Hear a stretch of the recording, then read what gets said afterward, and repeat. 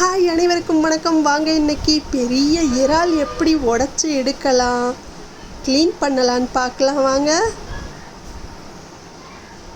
என்னோட ஹஸ்பண்ட் தான் க்ளீன் பண்ணுவாங்க, நான் சும்மா வெட்டியாக வீடியோ எடுத்துகிட்ருக்கேன். அப்பா பாருங்கள், எவ்வளோ பெருசாக இருக்குது, நம்ம கையை விட பெருசாக நீளமாக இருக்குது. பெரிய இறால் க்ளீன் பண்ணி சமையல் பண்ணி சாப்பிடுங்க, சூப்பராக இருக்கும். வாங்க நம்ம இப்போ எப்படி க்ளீன் பண்ணாலும் பார்க்கலாம். ஃபஸ்ட்டு முதுகுலேருந்து ஆரம்பிங்க. தலை பக்கத்துலேருந்து ஆரம்பிச்சிங்கன்னா ஈஸியாக அந்த ஓடை உடச்சி எடுத்துடலாம்.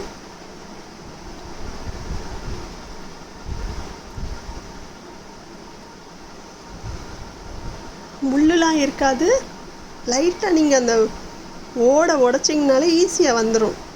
வால் பக்கத்துலேயும் உள்ள சதை இருக்கும், பார்த்து எடுக்கணும். இப்போ தலைப்பக்கம் தலையிலையும் எறா சதை இருக்கும். சில பேர் அப்படியே உடச்சி போட்டுருவாங்க, அப்படி செய்யாதீங்க. இந்த பாருங்கள், இந்த எல்லோ கலரில் இருக்கிறதும் இறால் சதை தான். இப்போ முக்கியமான விஷயம் என்ன, முதுகு தண்டில் ஒரு நீளமாக ஒரு நரம்பு மாதிரி வரும். அதை கண்டிப்பாக எடுத்து கீழே போட்டுருங்க. சின்ன சின்ன இறால்லாம் அந்த நரம்பு மாதிரி இருக்காது.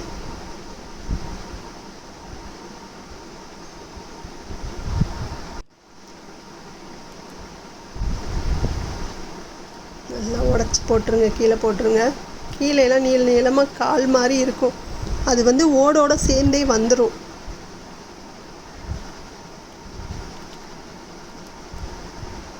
குட்டி குட்டி இறால், கூனி இறால் சொல்லுவாங்க இல்லையா, அதுல எல்லாம் நரம்பு இருக்காது, எடுக்க தேவையில்லை. இது மாதிரி பெரிய இறாலில் கண்டிப்பாக எடுத்து தான் ஆகணும்.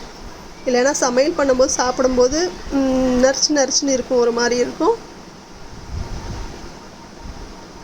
அதெல்லாம் கழிவுகள் தான், எடுத்து கீழே போட்டுறணும். பாருங்கள், இதோ க்ரீன் கலரில் தெரியுது பாருங்கள். இதை அப்படியே எடுத்து வெளியே போட்டுறணும்.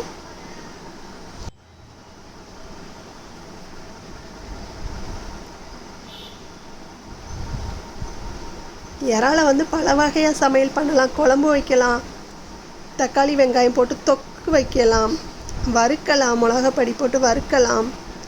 இன்றைக்கி நான் ஒரு ஸ்பெஷலாக லாலிபப் மாதிரி செஞ்சு கொடுக்க போகிறேன். ஒரு ஸ்டிக் மாதிரி வச்சு நீங்கள் வறுத்து கொடுத்தீங்கன்னா நல்லா சாப்பிடுவாங்க. ஹோட்டலில் அப்படி தான் விற்கும். நல்லா இறாலில் ஸ்டிக் வச்சு குத்திட்டு மிளகாப்பொடி, தேவையான மசாலா பொருட்கள் போட்டு எண்ணெயில் வறுத்து எடுக்கணும். அவ்வளோதாங்க.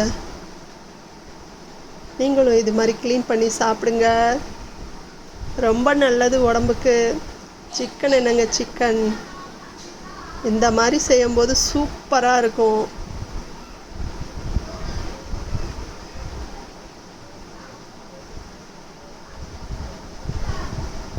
எல்லாம் க்ளீன் பண்ணியாச்சு. நல்லா 3 தண்ணி 4 தண்ணியில் கழுவிட்டு சமையல் பண்ணுங்கள். அவ்வளோதாங்க. செஞ்சு பாருங்கள், சாப்பிட்டு பாருங்கள்.